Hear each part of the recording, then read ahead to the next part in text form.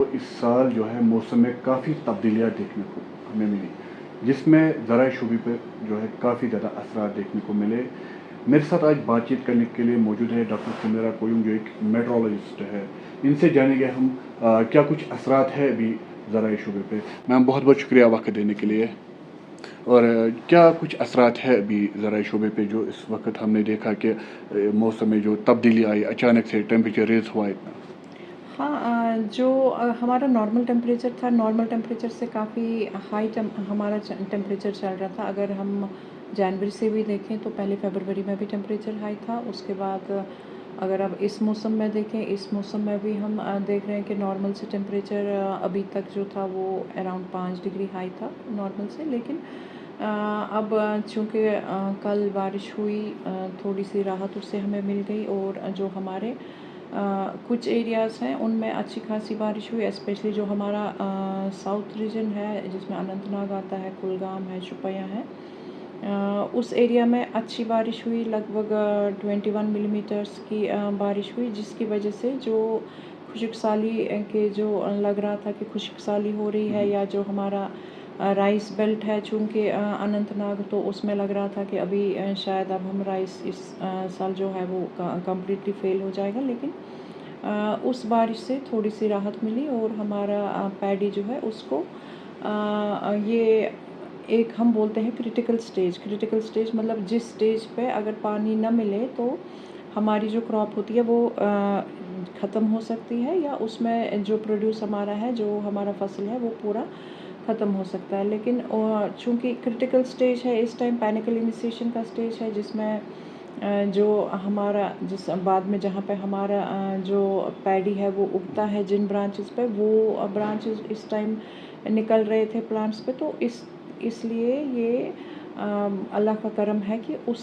Time पे ही बारिश हुई और हमारा जो दां का फसल है वो बच गया। अच्छा, मतलब ओवरऑल क्या सिचुएशन है अभी अभी एग्रीकल्चर? जो ओवरऑल अगर हम देखेंगे तो सब्जियों में हम बोल सकते हैं कि काफ़ी नुकसान देख रहे हैं फार्मर्स, क्योंकि जहाँ जहाँ पे भी नॉर्मली एश्योर्ड इरिगेशन होती थी, जहाँ पे फसलें उगाते थे हम, सब्जियाँ स्पेशली उगाते थे, क्योंकि दरियाओं में, नहरों में और नालों में पानी रहता था, वहाँ पे इस साल पानी ख़त्म हो गया। तो उसकी वजह से उन एरियाज़ में अब सब्ज़ी जो है वो बहुत कम देखने को मिल रही है। इसी तरह लेकिन जो हमारे कुपवारा साइड के जो एरियाज़ हैं जहाँ पे हम ये पैडी ग्रो करते हैं, तो वहाँ पे भी पैडी की जो है वो हालत काफ़ी ख़राब है, क्योंकि उस साइड से बारिश भी अभी तक उतनी नहीं हुई और पानी जो ऑलरेडी हमारे दरियाओं में है वो भी काफ़ी खुश्क अभी तक हो गया।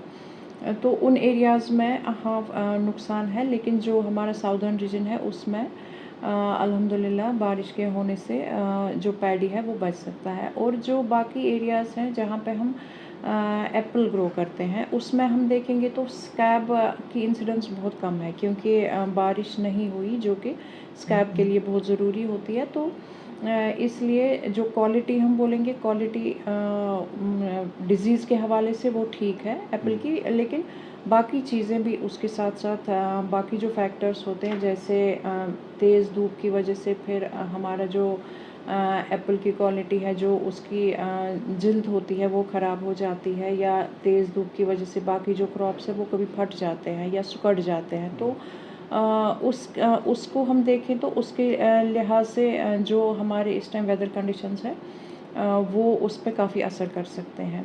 इसी तरह अगर हम अगर थोड़ा-सा पीछे जाएँ, जो हमारा फ़रवरी मार्च था, जब बारिश काफ़ी जिस टाइम पे बारिश हुई, जब हमारा चेरी का मौसम था, उस टाइम जब बारिश बहुत ज़्यादा होती है तो हमारे फ्रूट्स जो है वो फट जाते हैं। तो जो यहाँ की ये वेदर कंडीशंस है काफ़ी इरेटिक हो गई। इरेटिक मतलब अनएक्सपेक्टेड हो गई हैं। हमें पता ही नहीं, जो हम एक्सपेक्ट कर रहे हैं कि जो पिछले 30 साल या 40 साल तक जो जैसे मौसम रहता था, उसके हिसाब से अगर ये चलता तब नॉर्मल था। लेकिन हम अनएक्सपेक्टेडली कभी बारिश होती है, कभी बहुत ज़्यादा धूप होती है, तो जिसकी वजह से क्रॉप्स जो है वो सफ़र कर रहे हैं।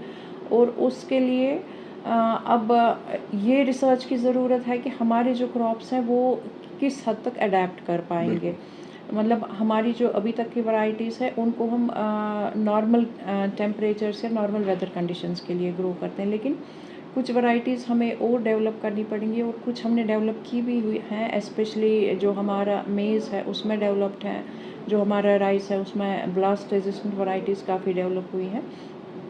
इसी तरह हमें देखना पड़ेगा कि अब एप्पल में कौन सा होगा जो कि जो इरेटिक कंडीशंस है उनके लिए अडेप्ट कर पाए। तो वो आगे जो रिसर्च होगा वो इस बेसिस पे होगा कि क्लाइमेट रेजिलिएंट क्रॉप्स ज़्यादा से ज़्यादा जो है वो हम यहाँ पे वैरायटीज़ डेवलप कर पाएँ। तो जो अनएक्सपेक्टेड जो वेदर कंडीशंस चेंज हुए हैं, हमने इस मिसाल देखा कि जो विंटर्स थे, विंटर्स में जो है बर्फ़बारी भी नहीं हुई, पहले हुई तो काफ़ी लेट हुई जब टेम्परेचर ऑलरेडी रेज हो चुका था।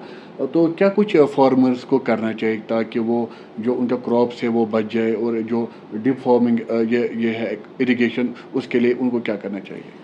देखिए, जहाँ हम बोलेंगे कि जो क्रॉप्स हैं जिनमें हमें एश्योर्ड इरिगेशन चाहिए, मतलब जिसमें इरिगेशन देनी ही देनी है, जैसे हम रिकमेंड कर रहे हैं हाई डेंसिटी एप्पल वैरायटीज़। तो हाई डेंसिटी में हम पहले ही बोलते हैं कि इसमें हमें ड्रिप इरिगेशन सिस्टम होना चाहिए, और ड्रिप इरिगेशन सिस्टम वो सिस्टम है जहाँ पे हमें कंटिन्यूसली प्लांट को पानी देना है एज़ पर द रिक्वायरमेंट। मतलब हमें लगेगा कि इस प्लांट को अब दिन में कितनी बार पानी देना है, 2 बार, 3 बार, तो वो उस टाइम ड्रिप इरिगेशन चलना चाहिए। तो अ, उस एरिया में जहाँ पे हाई डेंसिटी है वहाँ पे हमें वाटर हार्वेस्टिंग करनी चाहिए, क्योंकि काफ़ी मेथड्स हैं। ऐसा नहीं है कि हमारे पास साल भर पानी नहीं होता है। अगर हम नॉर्मल रेनफॉल देखें यहाँ पे तो it is touching 1000 millimetres per year है एवरेज। तो उसको उसका मतलब है कि हमारे पास ठीक-ठाक पानी अवेलेबल होता है। अब ये है कि उस पानी को हम कैसे यूटिलाइज़ करेंगे और किस टाइम पे यूटिलाइज़ करेंगे। चूँकि हमने देखा कि जो हमारा ऑनसेट विंटर का था वो लेट था, मतलब विंटर जो हमारा स्टार्ट हुआ जब बर्फ़ हुई वो काफ़ी लेट हुई। तो जब वो फ़रवरी में बर्फ़ हुई या मार्च में बर्फ़ होगी तो उस बर्फ़ को हम अपनी जगह जमा रख सकते हैं, क्योंकि जो हमारे रिवर्स हैं उनमें वो जमा नहीं रहेगी। जो हमने इस साल देखा कि टेम्परेचर हाई हो जाता है तो वो पानी जो है वो सारा बह जाता है। तो अगर हम उसको अपनी जगह अपने पॉन्ड्स में जमा रखें, मतलब एक पिट्स बनाए बड़े से और वाटर हार्वेस्टिंग टैंक्स बनाए तो उनमें जमा रखें, उसके बाद हम उसको यूटिलाइज़ कर सकते हैं। तो जैसे बाहर ऑल ओवर इंडिया रिकमेंडेड होता है कि आप वाटर हार्वेस्टिंग टैंक्स बनाइए, वैसे ही अगर हम यहाँ भी पानी जो है उसको जमा रखें और उसके बाद जब जब हमें जिस क्रॉप में चाहिए उस क्रॉप में यूटिलाइज़ करें तो वो ज़्यादा यूज़फुल होगा। उससे हमारे जो क्रॉप्स हैं वो ऐसे खुशक साली से सफ़र भी नहीं करेंगे। तो ग्लेशियर्स की अगर हम बात करें तो ग्लेशियर्स क्या रिचार्ज हुए इस साल, क्योंकि हम देख रहे हैं कि पानी कहीं नहीं है। जो हमारी नाली नदी है या झेलम है वहाँ पर भी काफ़ी पानी कम हो चुका है। क्या हमारे ग्लेशियर्स दिन ब दिन ख़त्म होते जा रहे हैं या वो रिचार्ज होते हैं जो जब भी बर्फ़ होती है? जी, अगर हम पिछले कुछ सालों में देखें, मतलब ऑलमोस्ट 20 साल का डेटा देखें तो हम देख रहे हैं कि जो ग्लेशियर्स हैं लगभग 1 साल में 1 मीटर उनकी जो हाइट है वो कम हो रही है, और रिचार्ज जो है वो बहुत कम हो रहा है। मतलब बर्फ़ जो है बर्फ़ होती है, लेकिन पहले अगर बर्फ़ दिसंबर में होती थी तो वो जमी रहती थी फिर और ग्लेशियर बन जाते थे। लेकिन अब अगर हम पिछले 5 साल का डेटा देखें तो बर्फ़ होती है जनवरी के बाद। उस टाइम हम ऑलरेडी जो हमारी सॉइल का टेम्परेचर है वो हाई हो गया होता है। तो जब ज़मीन के अंदर जो टेम्परेचर है वो ऑलरेडी हाई है तो ग्लेशियर जो है वो बन तो जाते हैं लेकिन वो पिघलते भी बहुत जल्दी हैं। तो फ़रवरी में जो बारिश होती है या बर्फ़ होती है, फिर मार्च में बर्फ़ होती है, वो पहले जम तो जाती है लेकिन टेम्परेचर चूँकि नॉर्मल से हाई चल रहा होता है इसलिए ग्लेशियर जो है वो इमीडिएटली पिघल जाते हैं, और फिर हम देखते हैं अगस्त सितंबर में कि दरियाओं में जो है वो पानी बहुत कम हो गया होता है, और इसलिए हमारे क्रॉप्स के लिए भी पानी अवेलेबल उतना नहीं होता है उस टाइम पे। तो जिस तरह से वेपराइजेशन हो रही है और उसके बाद बारिश ना पड़ना, क्या ये ग्लोबल वार्मिंग के संकेत है कि यहाँ पर भी अब जो है ग्लोबल वार्मिंग पीक पे है?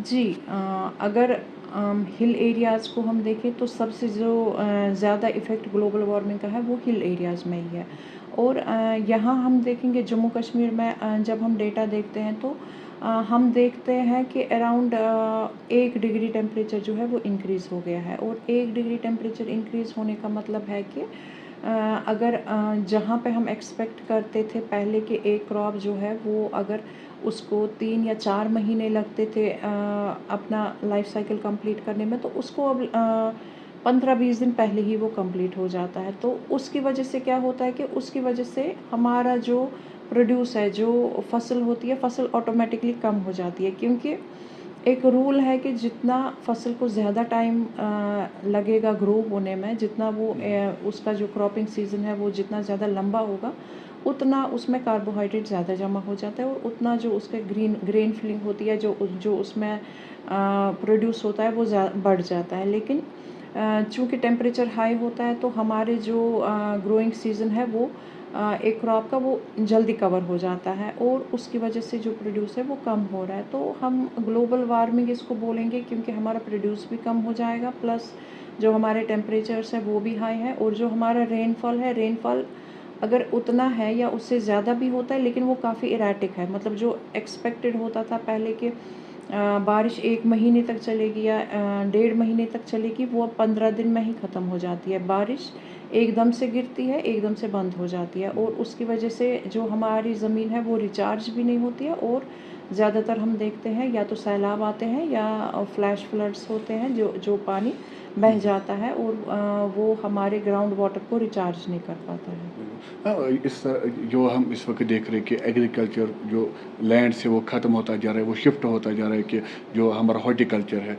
क्या ये सही है कि हम हॉर्टिकल्चर की ओर जाए? एग्रीकल्चर धीरे धीरे कम होता जा रहा है, इससे भी क्या कोई असरात पड़ सकते हैं जो हमारा इरिगेशन सिस्टम?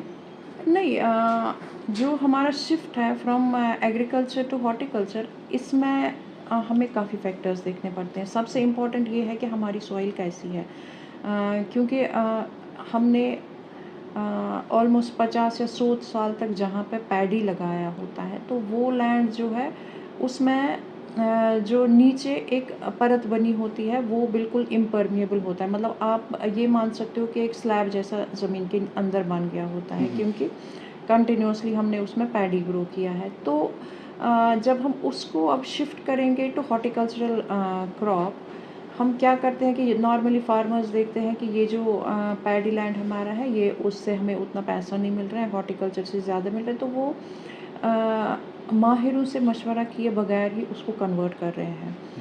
क्योंकि कन्वर्ट करने से पहले हमें उसमें जो हार्ड पैन बना हुआ है, जो उसमें वो परत बनी हुई है, उसको तोड़ना बहुत ज़रूरी है। उसके लिए बहुत डीप तक हमें खुदाई करनी है, उसके बाद ही वो हो सकता है। लेकिन फार्मर्स क्या कर रहे हैं कि उनको हाई डेंसिटी प्लांटेशंस लगानी है जिसके रूट्स थोड़े कम होते हैं, तो वो इसको ऐसे ही लगा लेते हैं विदाउट प्लोइंग।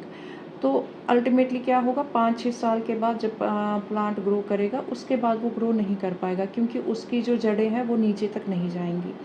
तो 5-6 साल में उसके जो ऑर्चर्ड होगा वो सूखने लगेगा।